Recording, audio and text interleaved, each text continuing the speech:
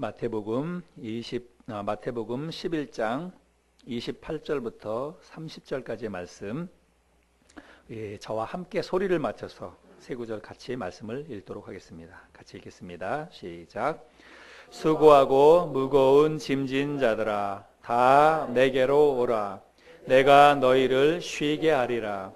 나는 마음이 온유하고 겸손하니 나의 멍에를 메고 내게 배우라. 그리하면 너희 마음이 쉼을 얻으리니 이는 내 멍에는 쉽고 내 짐은 가벼움이라 하시니라. 아멘. 오늘 말씀만큼 우리에게 꼭 필요한 말씀이 또 있을까? 또 우리에게 꼭 맞는 말씀이 또 있을까? 이런 생각을 해보게 됩니다. 오늘 말씀해 보면 수고하고 무거운 짐진 자들아 다 내게로 오라. 내가 너희를 쉬게 하리라. 이렇게 말씀하고 있지요. 혹시 여러분 가운데 목사님 나는 짐이 없습니다. 나는 세상 살아가고 있는데 나한테는 하나도 이게 무거운 짐이 없습니다. 그렇게 이야기하실 수 있는 분들이 있습니까? 예, 아마 아무도 그런 분들은 없으리라고 생각이 됩니다. 우리가 모두 다 삶의 무거운 짐들을 한 짐씩 지고 안고 그렇게 살아가지요. 그래서 오늘 말씀은 사실 이 말씀을 읽기만 해도 은혜가 되는 것 같아요. 수고하고 무거운 짐진 자들아 다 내게로 오라. 내가 너희를 쉬게 하리라. 우리의 마음에 평안을 주시겠다고 주님이 말씀하시는데 이 말씀이 오늘 우리들에게 얼마나 큰 위로와 힘이 되는지 모르겠습니다. 근데 우리가 말씀을 읽기만 해도 은혜가 되지만 실제로 우리의 삶의 문제, 짐이 말씀을 읽기만 한다고 해서 해결되는 것은 아닙니다. 그러면 우리가 어떻게 하면 우리의 삶에 있는 무거운 짐들을 우리가 다 벗어버리고 정말 주님이 약속하신 그 마음의 평안, 쉼을 우리가 얻을 수 있을까? 오늘 말씀을 통해서 함께 나눠보기를 원합니다. 우리 주님이 수고하고 무거운 짐진 자들아 내게로 와서 쉼을 얻으라 라고 말씀을 하지요. 근데 우리가 이 마음의 쉼을 얻으려면 먼저 우리들이 짊어지고 있는 이 짐이 무엇인지에 대해서 우리가 명확하게 좀 알아야 합니다. 여러분, 우리가 일반적으로 짐이다라고 이야기할 때 이 짐은 물리적인 짐을 이야기합니다. 물리적으로 우리 몸에, 신체에 무게를 통해서 고통을 주는 어떤 그 물건들, 여러 가지 물건들, 그런 것들을 우리가 보통 짐이다 이렇게 이야기를 합니다. 근데 사실은 짐은 그렇게 물리적인 것만 있지는 않습니다. 예를 들어서 우리에게 나에게 맡겨진 어떤 책임, 어떤 역할, 그것도 우리는 짐이라고 이야기를 합니다. 그래서 가장은 가장으로서의 책임이 있는데 그것도 무거운 짐이죠. 주부는 주부로서의 역할이 있는데 그것도 역시 무거운 짐이고, 공부하는 학생은 공부에 대한 부담, 이것이 있는데 공부에 대한 부담도 학생에게는 무거운 짐이라고 할 수 있습니다. 또 우리가 이 세상을 살아가다 보면 어떤 일로 인해서 우리가 마음에 스트레스를 받을 때가 있지요. 또 어떤 일 때문에 근심하고 걱정하고 염려할 때가 있는데 그런 모든 것들도 사실은 마음의 짐이다. 우리가 그렇게 표현들을 합니다. 근데 오늘 우리 주님께서 수고하고 무거운 짐진 자들아 다 내게로 오라 이렇게 말씀을 했을 때 여기에서 주님이 말씀하는 이 짐은 어떤 것에 가까울까요? 물리적인, 육체적인 그런 짐에 가까울까요? 아니면 마음의 짐에 더 가까울까요? 예. 여기 주님께서 수고하고 그렇게 이야기하고 있는데, 수고하고 이 말은 우리가 쉬지 않고 열심히 일을 한 결과 우리의 몸과 마음이 피곤해서 지친 상태를 이야기하고 있습니다. 그래서 수고하고 무거운 짐 이렇게 이야기할 때는 사실은 마음의 짐만 이야기한 것이 아니라 우리가 육체적인 짐도 사실은 여기에 포함이 되고 있습니다. 그래서 몸과 마음의 짐 모두를 다 포함하고 있습니다. 그런데 사실은 이제 엄밀히 따지자면 사실은 마음의 짐을 말하는 것이다 이렇게 이야기할 수가 있습니다. 왜 그런가 하면 우리 주님께서 지금 이런 말씀을 하실 때 그 현장에 실제로 무거운 짐을, 실제적인 짐을 지고 있는 사람들도 물론 있었을 거예요. 머리에 짐을 지고 있든지 등에 짐을 지고 있든지 이런 실제적인 어떤 짐을 지고 있는 사람도 있을 것입니다. 근데 여러분, 예수님께서 그런 짐을 지고 있는 사람에게 수고하고 무거운 짐을 진 자들아 내게로 와라. 내가 너희에게 쉼을 주겠다라고 얘기했을 때, 그럴 때 주님께서 하신 말씀은 그 사람의 짐을 예수님이 대신 짊어지겠다든지 그 사람의 짐을 예수님이 대신 옮겨주겠다든지 그런 의미는 아니잖아요. 그렇죠? 예. 또 그 당시에 뭐 관료들이라든지 어떤 뭐 직책을 맡고 있는 사람들이 있을 텐데 그 사람들이 자기에게 있는 이 업무, 과중한 업무나 책임과 역할 이런 거에 대해서 많은 어떤 그 역할들이 있었을 것입니다. 그런데 그런 사람에게 주님이 내게로 와라, 내가 너희를 쉬게 하겠다라고 할 때는 그 사람의 일을 예수님이 대신 해주겠다? 그런 의미는 아니잖아요. 또 우리가 살다가 보면 본의 아니게 그 채무를 질 경우도 있습니다. 그 어떤 물질적으로 다른 사람에게 빚을 질 경우도 있는데 그 당시에도 많은 그 빚을 진 사람들도 있었을 거예요. 그 사람에게는 그 빚이 실제적인 짐일 텐데 그 사람에게 내게로 와라, 내가 너를 쉬게 하겠다 그럴 때 예수님께서 그 사람의 빚을 대신 갚아주겠다 이런 의미는 아니잖아요. 그런데 그게 어떤 그 실질적인 물질적인 그 짐이 됐든지 어떤 역할, 책임감이 됐든지 어떤 부채에 대한 것이 됐든지 그런 모든 것들이 있을 때 우리에게 마음의 짐이 생기게 됩니다.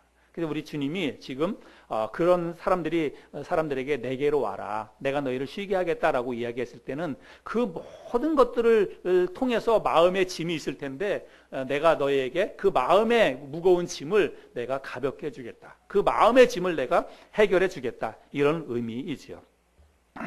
또 29절 맨 끝부분에 보면 너희 마음이 쉼을 얻으리니 이렇게 말씀하고 있습니다. 내게로 오라, 그러면 너희 마음이 쉼을 얻으리니 이렇게 말씀하고 있어요. 그래서 궁극적으로 여기서 말씀하고 있는 이 짐이라고 하는 것은 물론 뭐 다 포함하겠지만 좀 더 엄밀히 따지자면 마음의 짐을 이야기하고 있습니다. 우리가 이 세상 살아나가다가 여러 가지 힘들고 어려운 일들을 겪으면서 심적으로 큰 고통을 느끼고 중압감을 느끼고 마음에 큰 짐을 안고 우리가 살아가게 되는데 주님이 그런 사람들을 향해서 내게로 오라, 그러면 내가 너희에게 쉼을 주겠다, 이렇게 말씀을 하고 있는 거죠. 근데 사실은 우리에게 더 큰 중압감이나 마음속에 큰 짐이 되는 것은 물질적인 짐보다는 정신적인 짐이에요. 예. 그래서 여러분 우리가 일을 하더라도 육체 노동자가 있고 단순히 육체 노동을 하는 육체 노동자가 있고 또 사무를 보는 이런 사무직 역할을 하는 사람들이 있는데 사실은 어떤 사람이 더 힘드냐, 육체적으로 단순 노동을 하는 사람보다 정신적으로 그런 일을 하는 사람이 더 피곤하고 더 힘들다, 이런 얘기들을 많이 합니다. 또 군대 가면 우리가 행정병들이 있죠. 행정병들은 실제로 나가서 뭐 이렇게 전투 훈련을 하거나 뭐 이렇게 힘든 그 어떤 군사 훈련을 받거나 그렇지는 않아요. 그냥 책상에 앉아가지고 그야말로 그 펜 굴리면서 행정적인 업무를 하는 것입니다. 육체적으로는 편할 수 있어요. 근데 실제적으로 행정병들하고 그냥 일반 그 보병하고 누가 더 힘드냐? 여러분, 행정병들이 더 힘들다, 이렇게 이야기를 합니다. 밤잠을 잘 못 자거든요. 그래서 잠도 못 자고 자기가 해야 될 업무를 하는 경우도 있고 정신적으로 엄청난 또 스트레스를 받기도 하고, 그래서 행정병들이 더 힘들다, 이런 얘기들을 합니다. 여러분, 우리 요즘 현대인들이 얼마나 정신적으로 스트레스와 또 많은 중압감에 시달리고 있는지 굳이 우리가 뭐 어떤 데이터를 가지고 얘기하지 않아도 우리가 다 이런 것들은 이해할 수 있는 부분입니다. 우리나라는 특별히 더하지요. 우리나라는 삶의 이 만족도를 조사하는, 국가별로 삶의 만족도를 조사하는 이런 조사에서 우리나라가 삶의 이 만족도에 있어서 만족하지 못한다, 이런 수치가 거의 그냥 최고 등급에 우리나라가 가장 불만족도가 높은 나라로 평가되고 있습니다. 또 그런가 하면 자살률은 세계 1위라고 이야기도 합니다. 우리 대한민국 사람들이 정신적으로 그만큼 많은 그 스트레스를 받고 산다, 이렇게 표현할 수가 있지요. 오늘 주님께서 이런 사람들을 향해서 우리나라 사람뿐만이 아니라 모든 사람들이죠. 모든 사람들이 다 정신적으로 큰 스트레스와 또 이런 마음의 짐을 안고 살아가는데, 그런 사람들을 향해서 오늘 주님께서 뭐라고 말씀하시냐면 다 내게로 와라, 내가 너희에게 쉼을 주겠다, 마음의 평안을 주겠다, 이렇게 말씀을 하고 있습니다. 오늘 혹시 말씀을 들으면서 여러분들이 오늘 이 말씀이 나하고는 상관없다, 나에게는 별로 해당이 안 된다, 그런 분이 계시면 예배 시간에 앉아서 주무셔도 좋습니다. 아니면 문 열려 있으니까 가셔도 좋아요. 나하고 해당 사항이 없다 생각하면 굳이 앉아 있을 이유가 없습니다. 그냥 빨리 가시든지, 기도하고 그냥 슬그머니 가시든지, 아니면 앉아서 눈 감고 주무시든지, 그래도 상관없습니다. 나하고 해당이 안 된다면.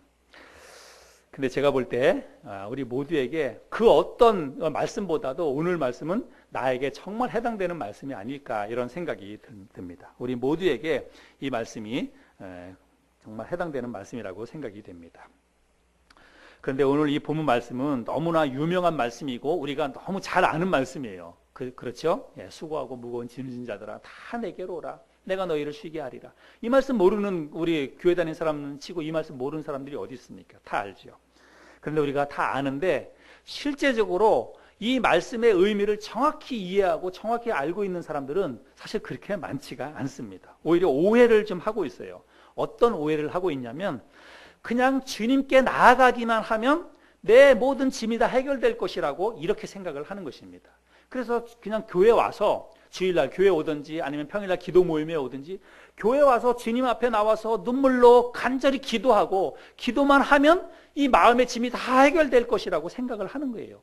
그래서 주님 앞에 주님께서 나에게 오라 그랬으니까 주님께 와서 자신의 문제와 자신의 짐과 무거운 짐을 다 토로하면서 눈물로 1시간씩 기도합니다. 그런데 그렇게 기도하면 내 모든 짐이 다 해결되는 것으로 그렇게 생각을 한다는 것입니다. 여러분, 그런데 그렇지 않다는 거예요. 여러분, 경험상 한번 생각해 보세요. 우리가 그런 적이 많이 있잖아요. 내 삶에 어떤 무거운 짐과 어떤 어려운 일들을 우리가 부딪혔을 때 그 문제를 가지고 우리가 어떻게 합니까? 기도하지요. 하나님 앞에 나가서 간절히 기도합니다. 그런데 그렇게 기도한다고 해가지고 사실은 물론 기도할 때 우리의 마음의 평안이 찾아옵니다. 기도하고 또 주님께 맡겼기 때문에 마음의 평안과 안정을 얻습니다. 그런데 여러분, 그런다고 해서 내 모든 짐이 다 해결되던가요? 그렇지 않아요. 일시적으로 우리의 마음의 평안과 일시적으로 마음의 어떤 위로는 받을지 모르겠지만 주님 앞에 나아가서 기도만 한다고 해서 내 무거운 모든 짐이 다 사라지느냐? 그렇지 않더라고 하는 것입니다. 제가 기도가 효과가 없다, 기도해도 소용없다, 그걸 이야기하는 게 아닙니다. 이 말씀의 의미가 그런 의미가 아니다. 제가 그것을 지금 이야기하고 있는 것입니다. 그러면 해결책이 무엇일까? 정말 우리에게 있는 이 수고하고 무거운 모든 이런 짐들이 어떻게 하면 다 해결될 수 있을까? 주님은 해결해 주신다고 말씀하셨으니까 어떻게 하면 우리가 이걸 다 해결받고 정말 마음의 평안과 그리고 쉼을 얻을 수 있을까? 그것을 누릴 수 있을까? 우리가 방법을 알아야죠. 그 해결책이 무엇인지 우리가 알아야 하지요.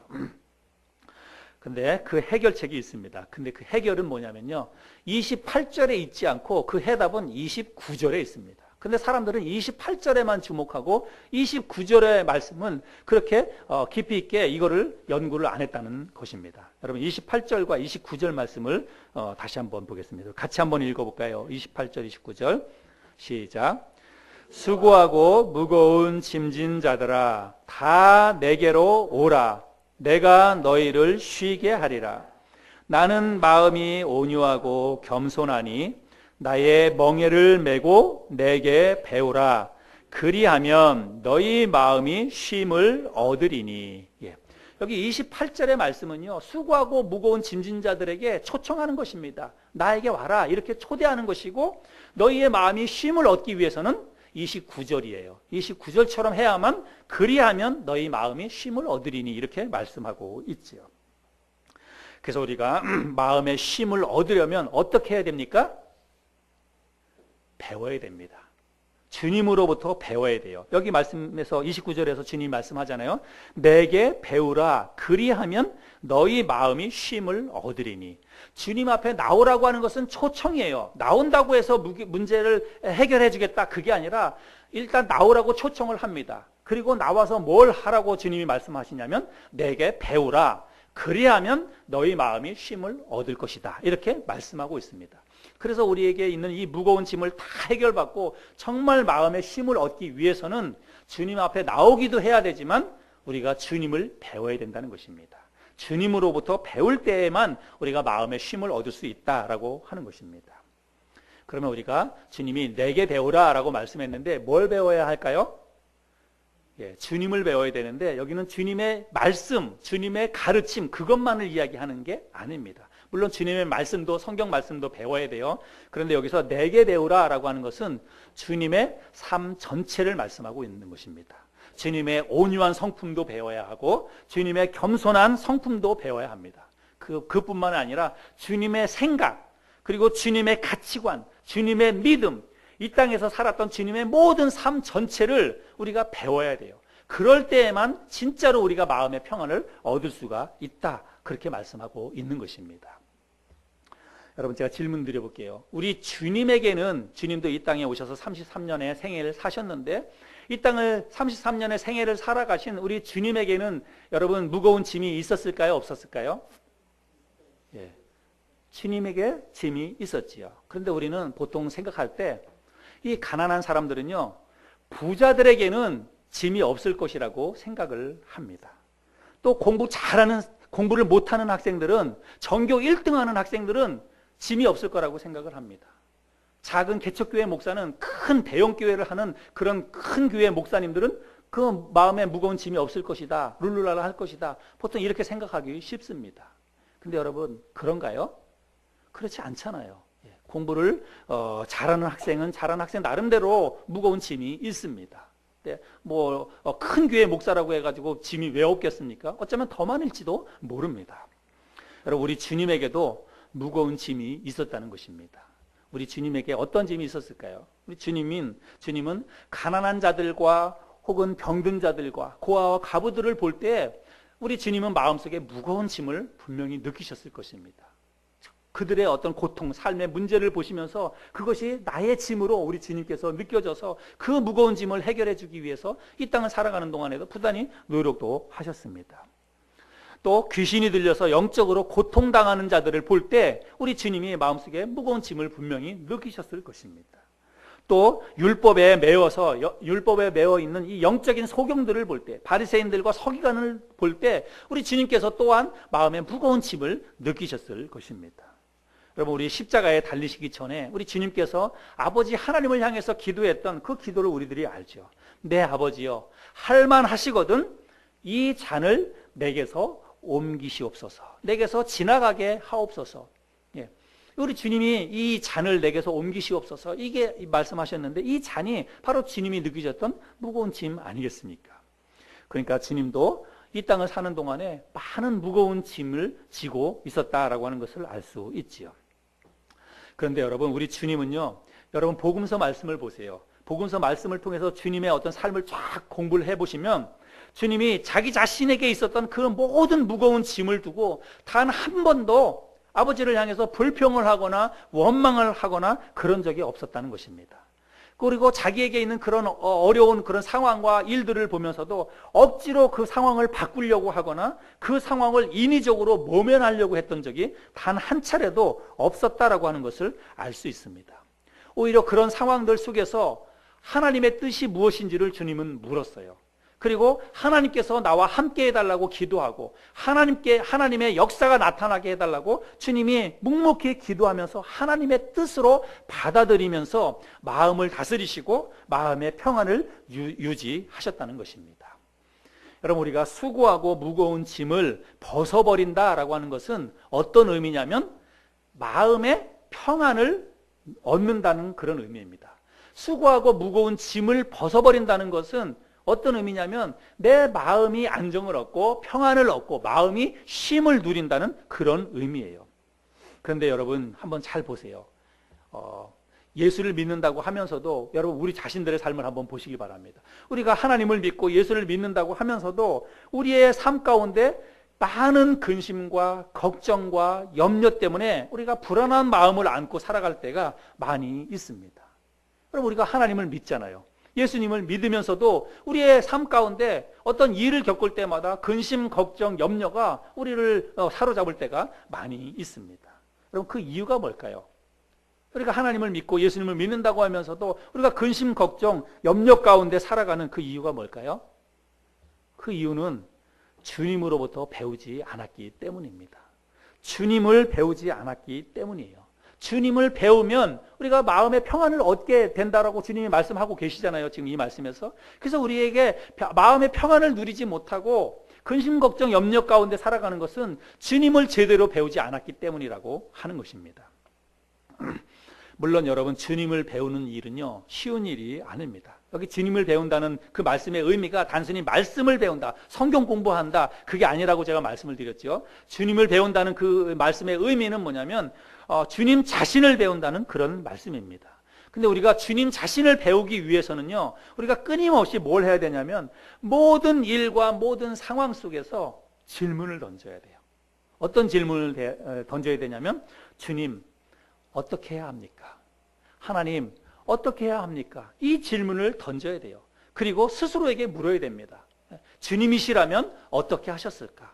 하나님이시라면 이 상황 속에서, 이 일 속에서 하나님이라면 어떻게 하셨을까? 그것을 스스로에게 질문을 던지고 스스로에게 끊임없이 이 질문을 던져야 하는 것입니다.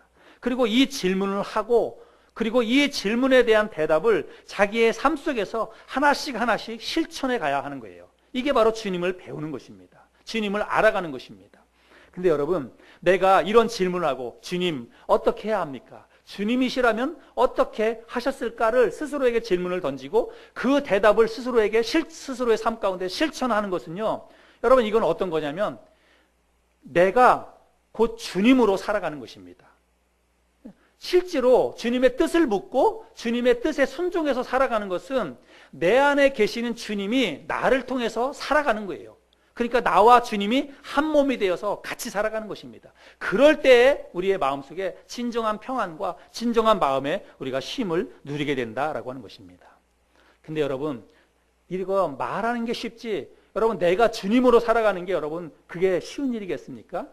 예? 내가 완벽히 내 안에 우리 안에 주님이 계신다고 우리가 믿고 있는데, 우리 안에 주님이 계시지만 우리는 주님은 주님이고 나는 나고 그렇게 살아갈 때가 너무 많습니다. 근데 우리가 주님을 알아가고 주님을 배울수록 우리가 주님으로 살아갈 수가 있는데, 주님으로 살아가기 위해서는 끊임없이 주님의 뜻을 물어야 돼요.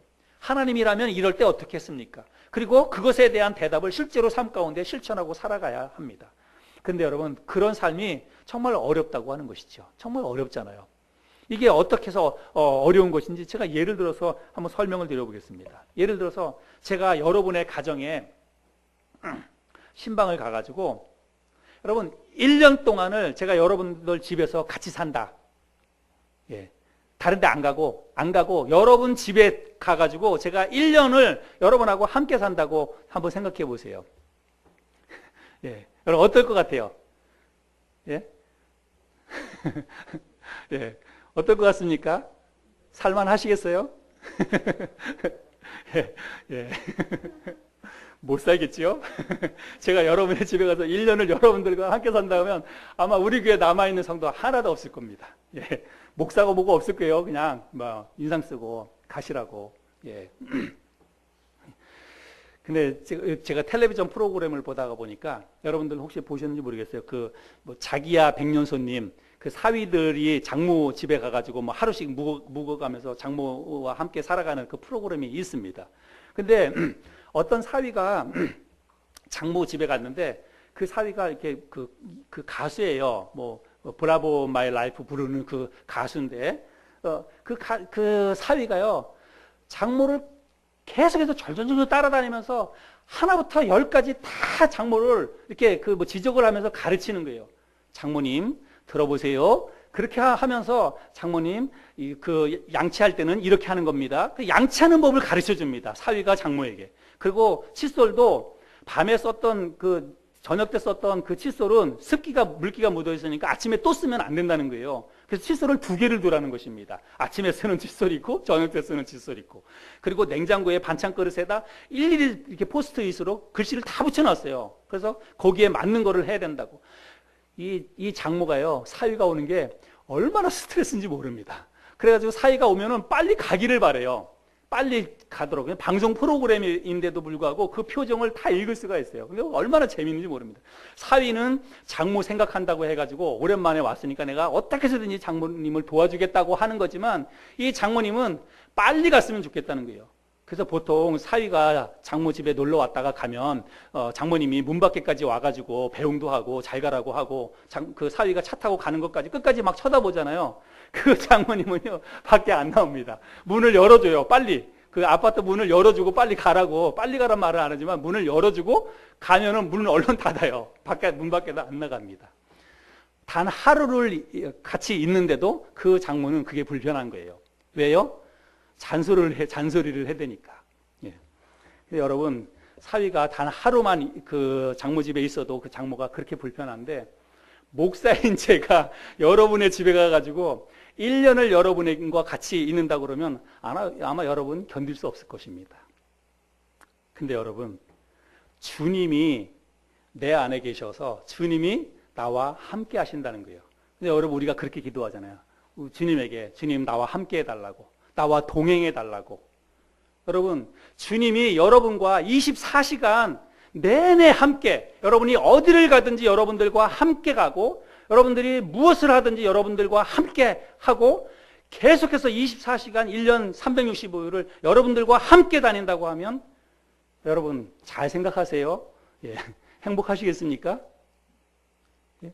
여러분 그런 기도 하시겠어요? 주님 나와 동행해 달라고, 나와 함께 해달라고, 늘 나와 함께 해달라고. 예. 자신 있게 여러분 그런 기도 하시겠습니까? 잘 알아보고 하세요. 이제부터 그런 기도. 예. 목사인 사람인 저도 여러분들로 하고, 여러분들이 그 1년 같이 사는 거 한 달 아니면 뭐 일주일 같이 사는 게 얼마나 불편하시겠어요. 그럼에도 불구하고 주님이 우리와 함께 늘 24시간을 함께 한다면 사실은 여러분 그게 얼마나 불편하겠습니까? 근데 여러분, 우리가 주님이 나와 함께 계시는 것에 대해서 불편하게 느끼는 것은 왜 불편하게 느낄까요? 주님이 나와 함께 계시는데 그거를 내가 기쁨으로 여기지 못하고 평안하게 느끼지 못하고 감사하게 받아들이지 않고 불편하게 느낀다고 한다면 여러분, 그걸 왜 불편하게 느끼는 것일까요? 예. 내 마음대로 할 수 없기 때문에.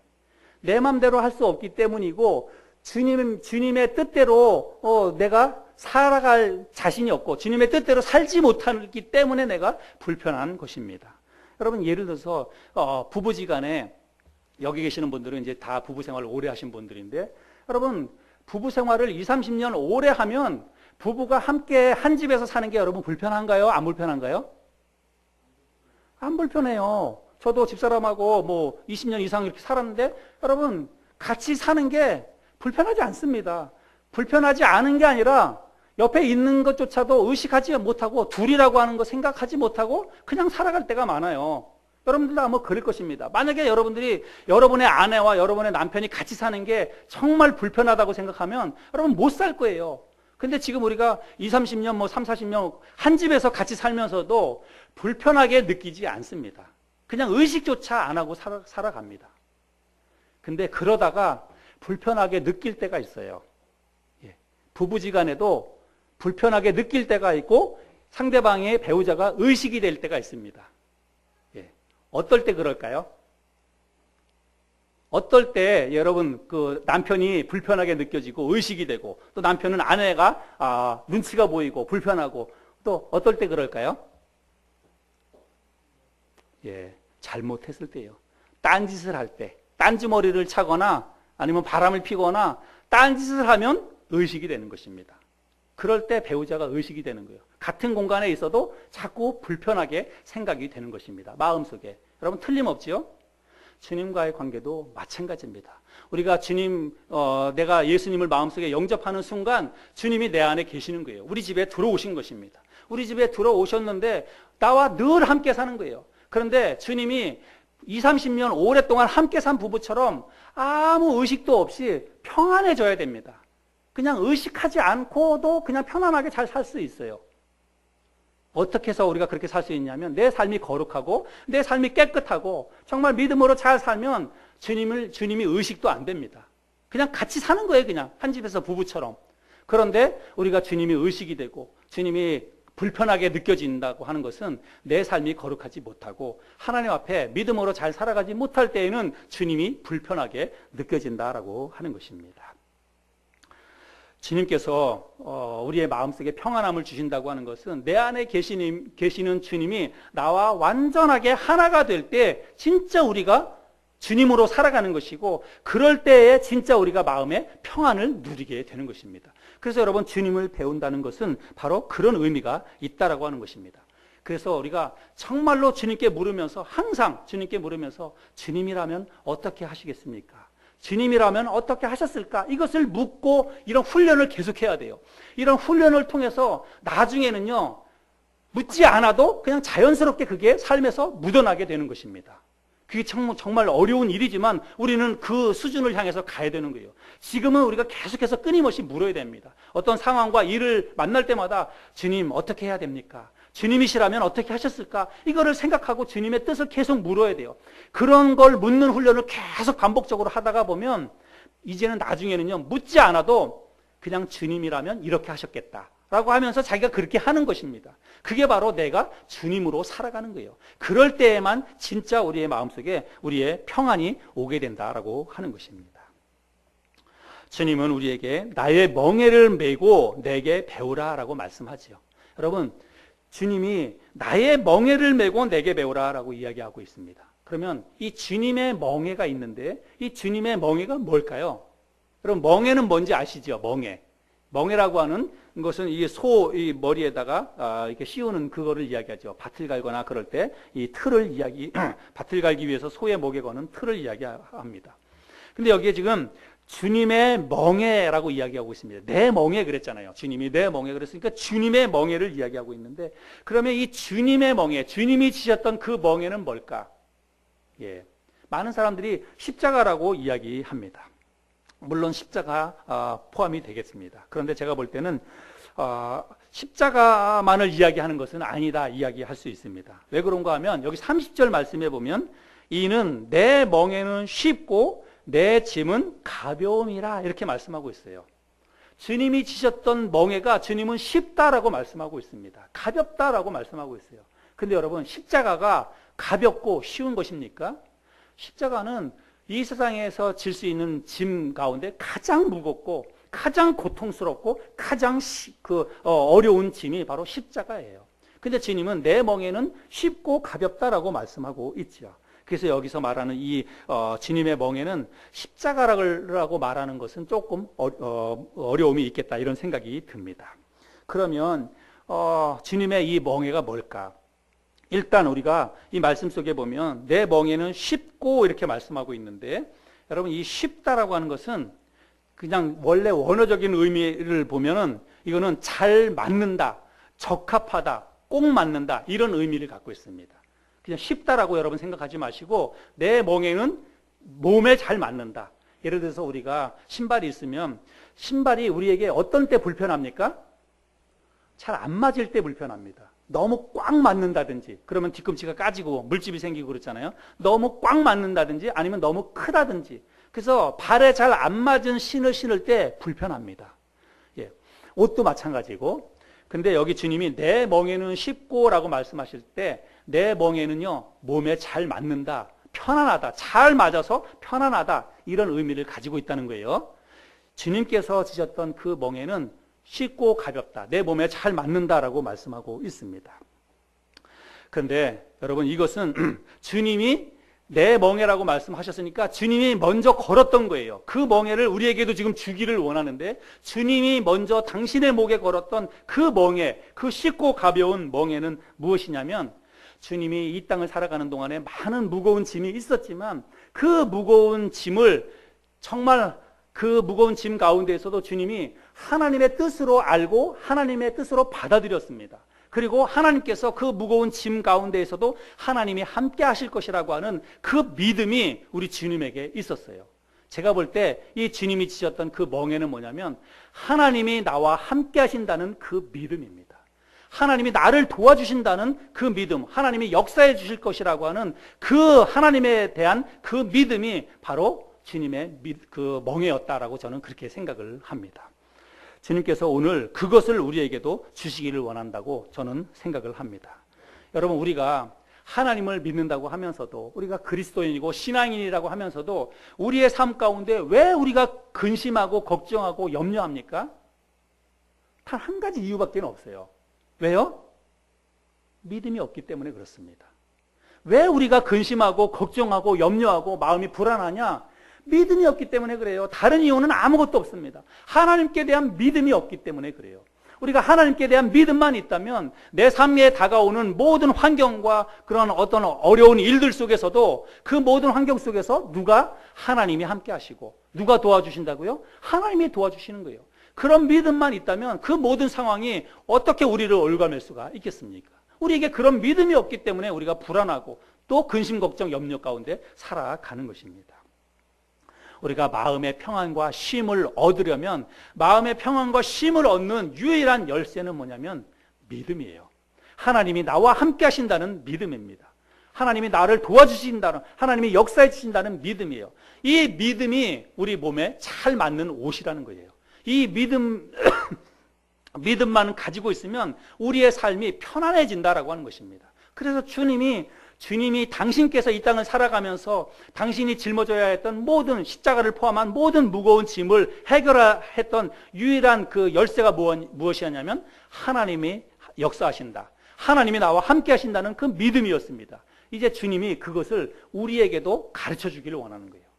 내게 와서 배워라. 내가 이 땅에서 살아가는 동안에 나에게 있었던 모든 무거운 짐을 내가 하나님을 향한 믿음으로 다 극복하고 다 이겨내고 나는 마음의 평안과 쉼을 누렸단다. 너희들도 나에게 와서 그것을 배워라. 그 믿음을 배워라. 주님이 우리에게 그것을 주시기 위해서 오늘 우리를 초대하신다고 저는 그렇게 믿습니다.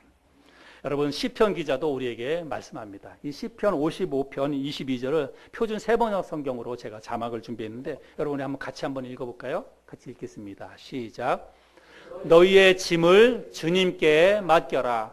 주님이 너희를 붙들어 주실 것이니 주님은 의로운 사람이 망하도록 영영 그대로 버려두지 않으신다.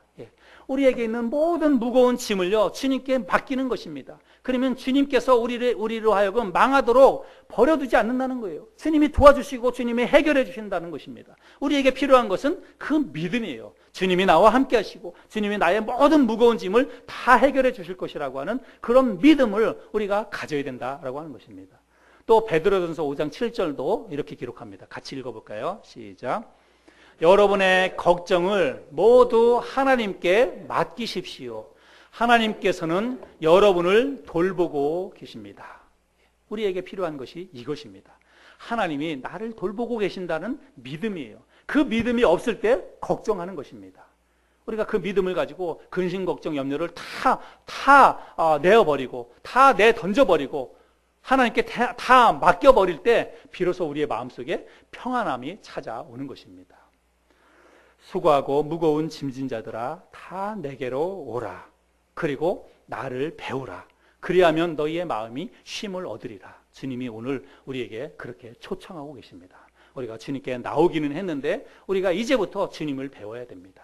정말 주님이 내 안에 역사하시고 주님이 나와 함께 하신다는 강력한 믿음을 가지고 정말 나와 주님이 하나가 되어서 내가 사는 게 아니라 내 안에 계신 주님이 살아가게 될 때에 진짜 내 마음의 평안을 우리가 얻을 수가 있습니다.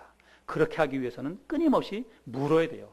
주님이라면 어떻게 하셨을까? 주님은 어떻게 해야 합니까? 그 뜻을 묻고 내 뜻을 죽이고 주님의 뜻에 굴복해서 살아가게 될 때에 우리가 진정으로 마음의 평안함을 누릴 수 있으리라고 믿습니다.